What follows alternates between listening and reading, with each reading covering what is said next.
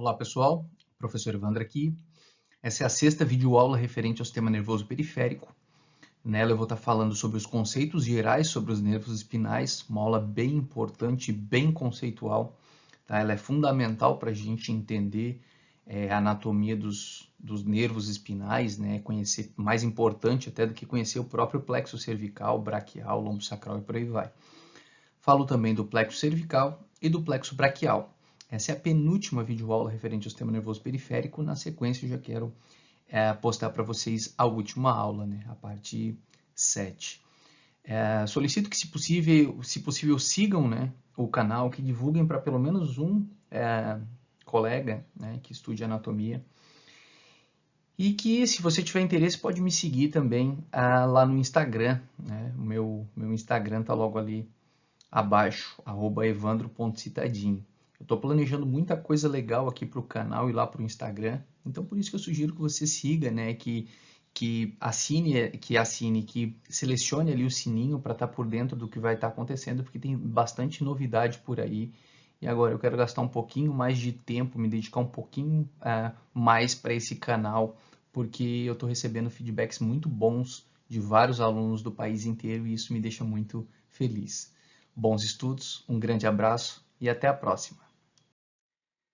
Bem, a medula espinal ela é subdividida em 31 segmentos. A gente não enxerga esses segmentos, mas eles estão lá. Todos os segmentos, né, uns sobre os outros. São 8 cervicais. Professor, mas não eram 7 vértebras cervicais, mas são 8 segmentos medulares cervicais. Eu não estou falando do osso, estou falando da medula aqui dentro. São 12 segmentos torácicos, 5 segmentos lombares, 5 sacrais e 1 coxígeo. Bem, e esse aqui é um corte transverso, né, da região torácica, né, a musculatura do dorso aqui, né, o arco da vértebra com processo espinhoso, o corpo da vértebra, aqui na frente os pulmões, né, isso aqui é tórax. E vejam, ó, dentro da medula a gente encontra o H medular, né, aquela porção constituída ali por corpos de neurônio que vocês estudaram lá no estudo da medula.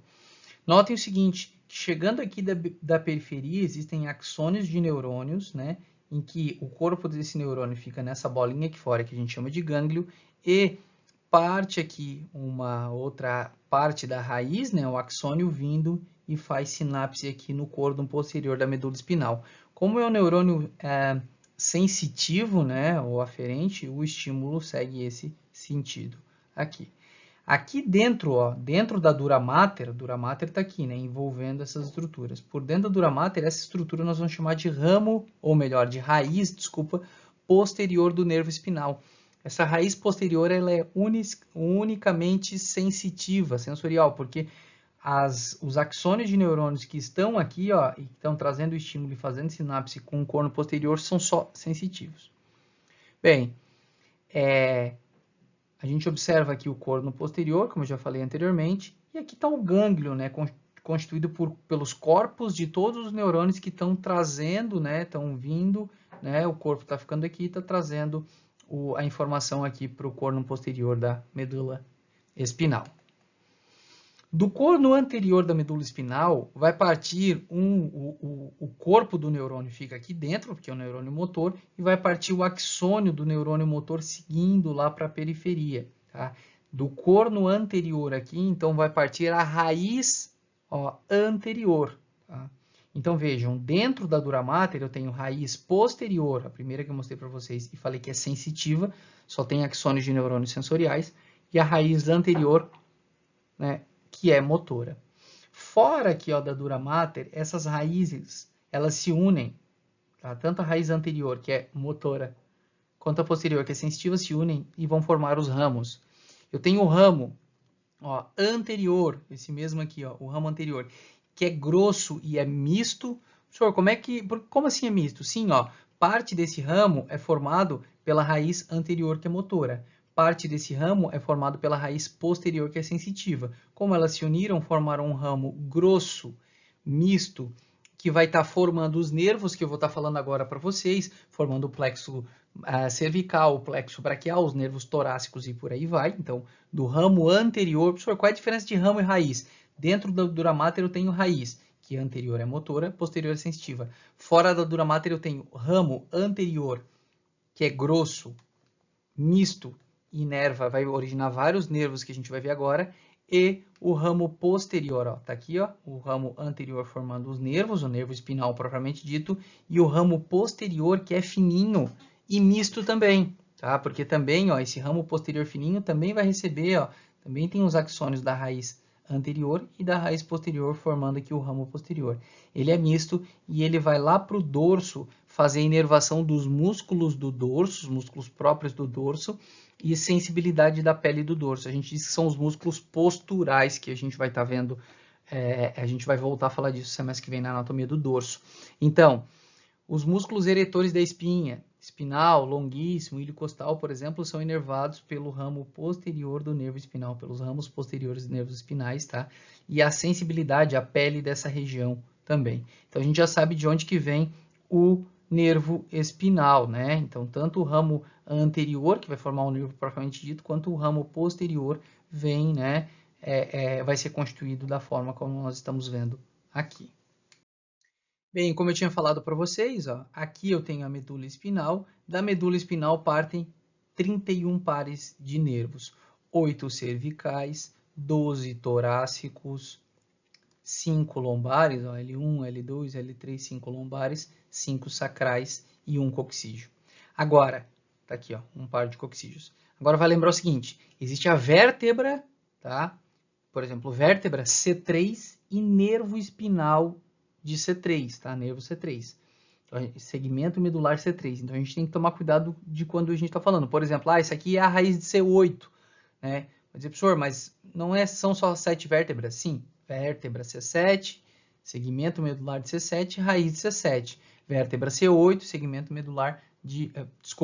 segmento medular de C8, nervo C8 mais vértebra C8 não existe, ok? Então, vamos lá. O que acontece? De cada segmento parte um par de nervos. E o nervo ele vai emergir, vai sair lá do canal vertebral através dos forames intervertebrais. Lembrando o seguinte, ó, que o primeiro nervo cervical ele vai sair acima da primeira vértebra cervical, ó, entre o occipital e a primeira vértebra cervical, e o atlas. Então, acima do atlas sai o nervo de C1. Acima de C2, o nervo de C2. Acima de C3, o nervo C3. Acima de C4, o nervo C4. Acima de C5, C5. Assim vai até C7. Ó. Acima de C7, nervo C7. Qual é a próxima vértebra? T1. O que era para eu esperar? Que acima de T1, então, saísse o nervo T1. Só que a gente tem um nervo espinal a mais. São 8 nervos cervicais, espinais, e 7 vértebras só. Então, ó, acima de T1, eu tenho o nervo C8. Aí, abaixo de T1, eu tenho o nervo T1. Abaixo de T2, o nervo T2. Abaixo de T3, o nervo T3. Então, professor, onde é que vão sair os nervos aqui? Bom, ó, na região cervical, eles saem acima da sua vértebra correspondente. Então, acima de C3, acima da vértebra C3, nervo C3. Acima da vértebra C4, nervo C4. Das vértebras torácicas para baixo, é abaixo da sua vértebra correspondente. Ou seja, abaixo da vértebra T8, eu tenho o nervo T8. Abaixo da vértebra T9, o nervo T9. E por aí vai. Na região lombar, a mesma coisa. Abaixo da vértebra. Na região sacral, a mesma coisa. Abaixo da vértebra. Ok? Esses nervos, então, eles vão saindo pelos forames intervertebrais. Ou, quando chega aqui na região sacral, pelos forames sacrais, né? Para inervar suas estruturas correspondentes. Fazer motricidade e fazer sensibilidade dessas estruturas. Vale lembrar que quando eu corto o nervo aqui, ó, se eu cortar esse nervo, por exemplo, né, passei um bisturi aqui, ele perdendo a comunicação com o sistema nervoso central, a região motora que esse nervo inervaria, ou seja, os músculos provenientes da inervação desse nervo paralisam, tá? Perdem a sua inervação, ficam paralisados, e a parte de pele que era inervada por esse nervo também vai ficar dormente, né? Vai ficar adormecida, por quê? Porque eu desconectei o nervo da medula espinal. Se eu desconectar a medula do restante do sistema nervoso, exemplo, ó, rompi a medula aqui nessa região, por exemplo, né? Todos esses nervos vão perder sua comunicação com o sistema nervoso central. Consequentemente, o paciente vai perder, né, função sensitiva e motora de grande parte do corpo. Mas daí para falar dessas alturas de lesões aqui é melhor a gente falar lá na aula de medula, né, e não de sistema nervoso periférico. Eu acredito que isso que eu estou falando vocês já conhecem. Bom, chegamos no plexo cervical. O que acontece? Os nervos espinais, muitas vezes eles formam plexos. O que é um plexo mesmo é um emaranhado. Eles se unem para formar novos nervos, tá?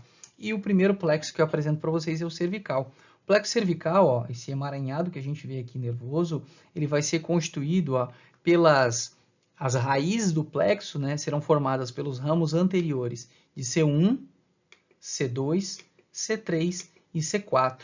E esses ramos anteriores que formam as raízes do plexo se reorganizam e desse plexo formando, né, esse emaranhado aqui que é o plexo cervical, e esse plexo cervical ele vai ter uma função, uma porção sensitiva e uma porção motora.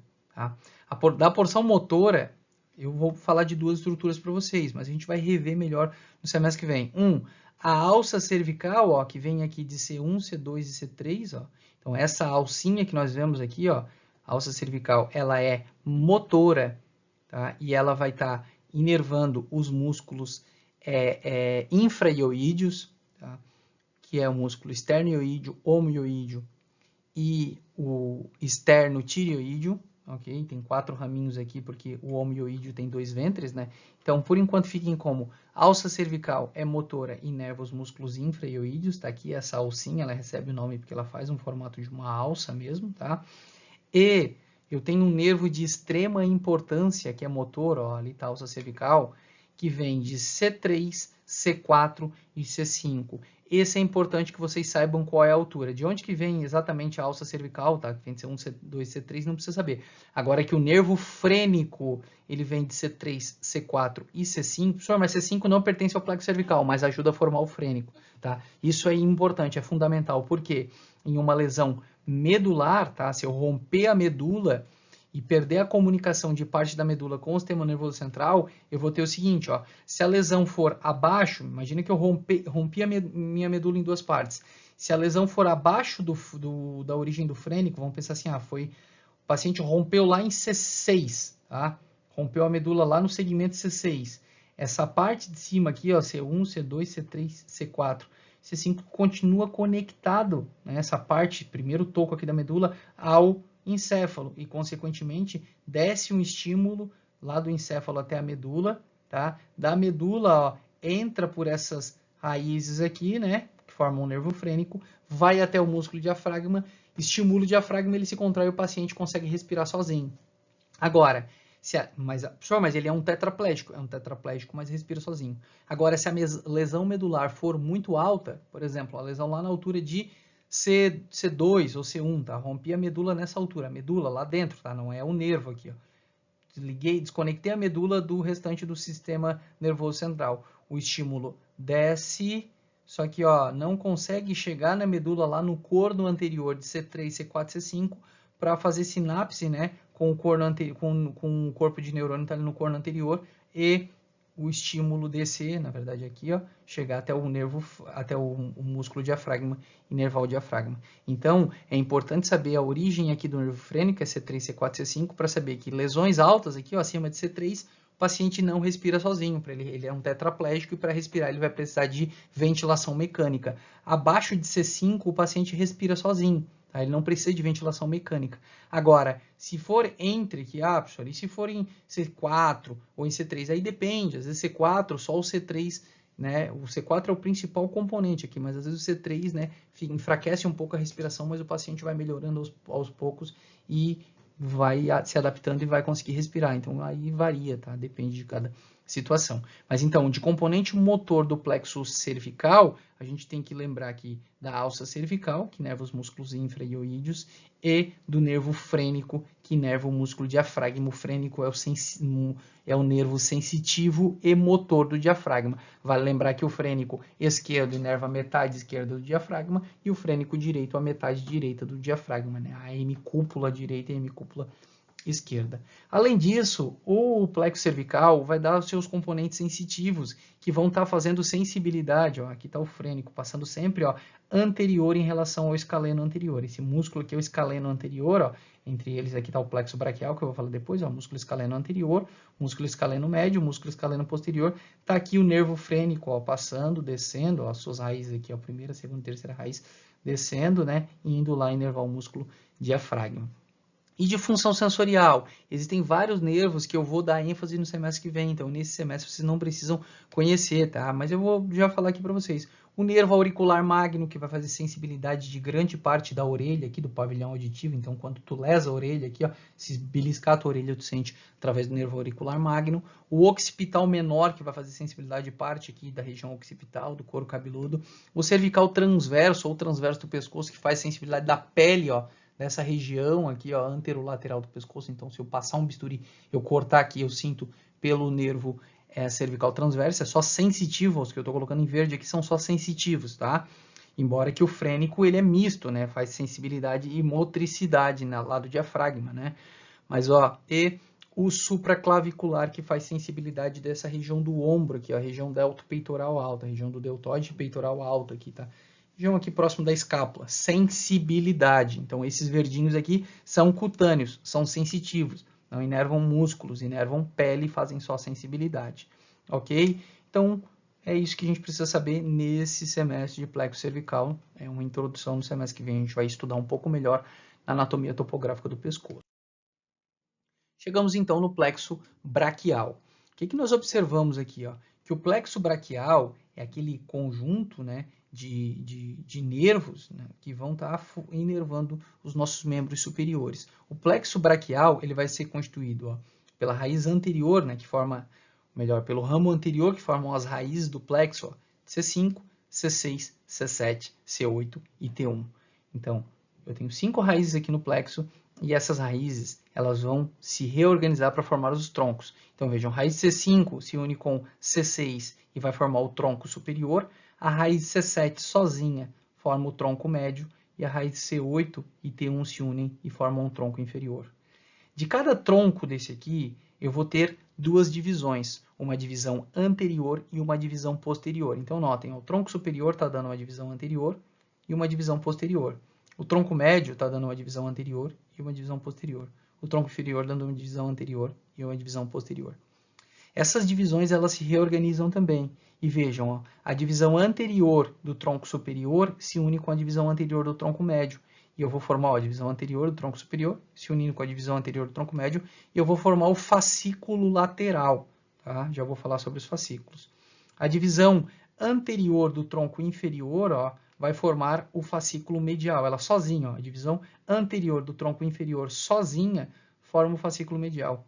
O que sobrou? As três divisões posteriores, a divisão posterior do tronco superior, do tronco médio e do tronco inferior. Elas se unem e formam ó, três divisões posteriores, o fascículo posterior.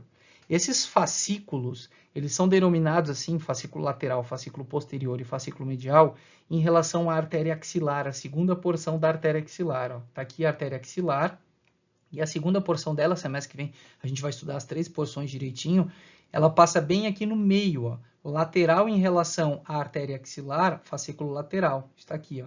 Medial em relação à artéria axilar, fascículo medial. Posterior em relação à artéria axilar, ó, que ela estaria aqui, fascículo posterior. Tu vai dizer, professor, mas isso aqui não é lateral, é superior. Mas porque o membro está abduzido, né? Na posição anatômica, a abduzido ela fica lateral. Tá? Aqui é porque está abduzido para a gente enxergar um pouco melhor.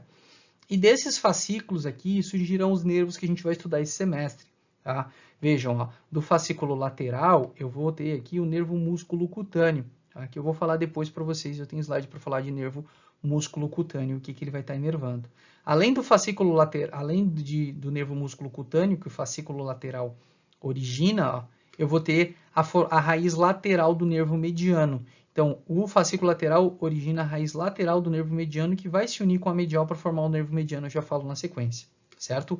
O fascículo medial, por sua vez, ó, forma o nervo ulnar. O nervo ulnar ele é medial, então ele vem do fascículo medial e ele vai estar inervando alguns músculos, mas eu vou falar num outro slide também, eu tenho slide para falar de nervo ulnar. Bom, e fascículo medial, ó, origina a raiz medial do nervo mediano, que se une com a raiz lateral do nervo mediano, ó, que veio do fascículo medial, e eu tenho a formação aqui do nervo mediano. Esse nervo mediano também vai fazer inervação de parte do membro superior, que eu vou falar num próximo slide, certo? Bom, do fascículo posterior, o que que eu tenho, ó? No fascículo posterior eu vejo o nervo axilar. O nervo axilar eu vou falar nesse slide, tá? Porque daí eu não coloquei um slide só para falar dele. O nervo axilar, ele é um ramo aqui do fascículo posterior do plexo braquial, e ele passa naquele espaço quadrangular, conforme vocês já viram, né? E próximo do colo do úmero, e ele vai fazer a inervação de dois músculos, o músculo deltoide e o músculo infraespinal, ou melhor, não é o infraespinal, é o redondo menor, tá? Então, ó, o nervo axilar inerva o músculo deltoide e o músculo redondo menor, ok? Passa no espaço quadrangular e inerva, vou repetir mais uma vez porque eu falei uma besteirinha ali atrás, músculo deltoide e músculo redondo menor. Esse nervo axilar também tem uma porção sensitiva que vai fazer a inervação aqui, ó, cutânea lateral superior do braço, mas daí eu deixo essa informação para o semestre que vem. Por enquanto, o que vocês ficam? Né, a informação aqui que o axilar inerva deltoide e redondo menor, certo? O que mais que nós vemos aqui, ó, o fascículo posterior origina esse nervo grossão aqui que nós vamos chamar de nervo radial.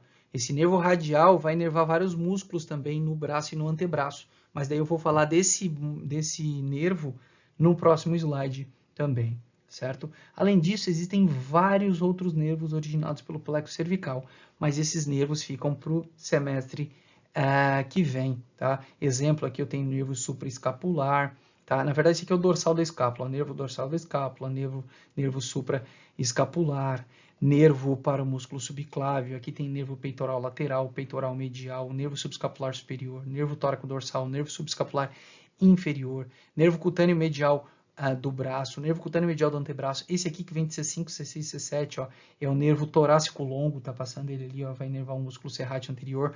Mas o que acontece? Esses nervos todos a gente vai ver semestre que vem. Professor, mas aqui a gente está estudando pela metade, né? Então, essa parte é uma introdução para a anatomia topográfica que vem semestre que vem. E a gente vai revisar tudo isso aqui, ok? O que vale lembrar? Ó, que isso aqui tudo é constituído por axônios de neurônios, ou seja, está conduzindo impulso no sentido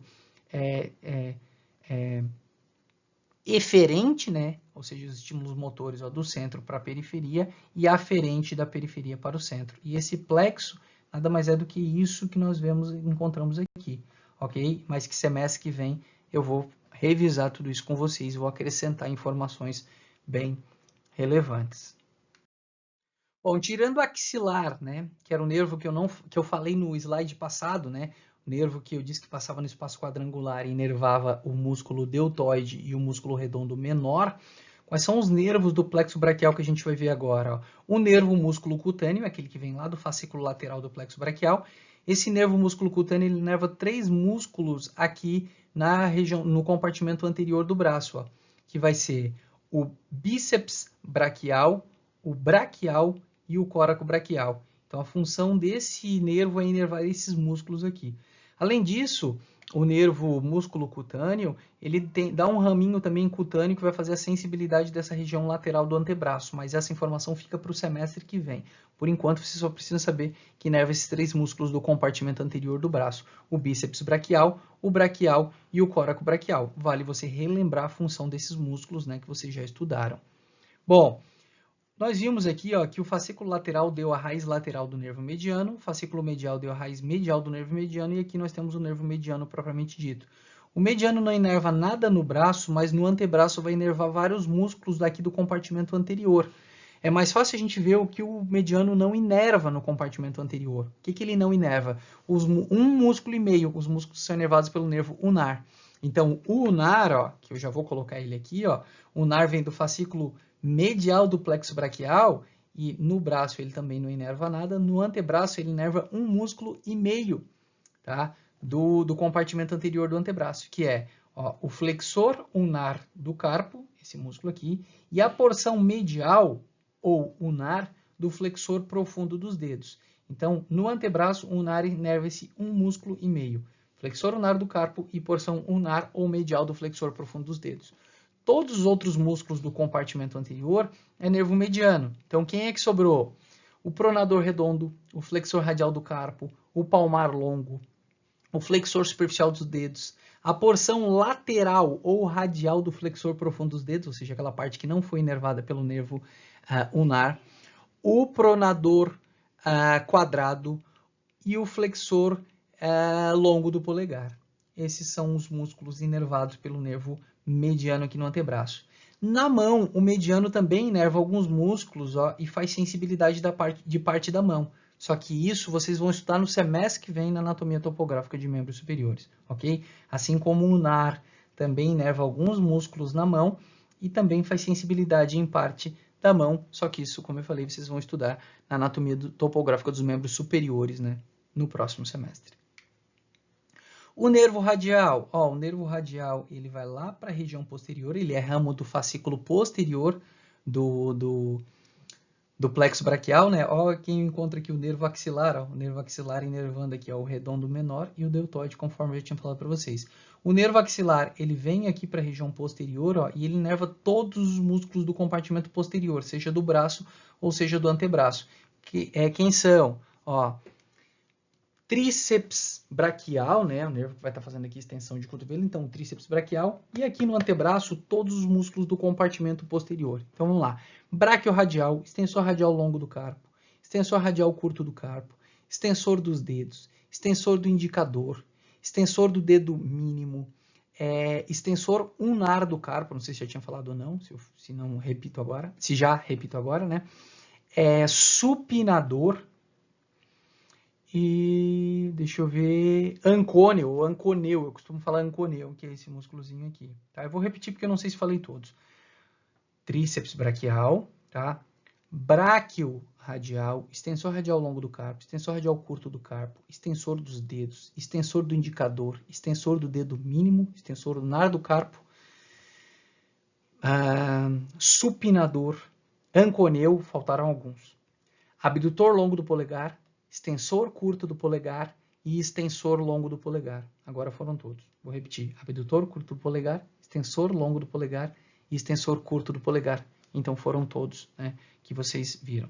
Na mão, ele não inerva nenhum músculo, tá? Porque não tem nenhum músculo no dorso da mão aí para ser inervado pelo nervo radial. O nervo radial também vai fazer sensibilidade de parte do antebraço, de parte do dorso da mão, mas as lesões relacionadas a esses nervos, tá? As manifestações que o paciente vai ter, sensitiva e motora, eu deixo para o semestre que vem, porque a gente precisa estudar de forma muito mais aprofundada para saber as lesões, tá, relacionadas ao plexo braquial, mas por enquanto vocês precisam chegar no semestre que vem já com essas informações que eu repassei até aqui, certo?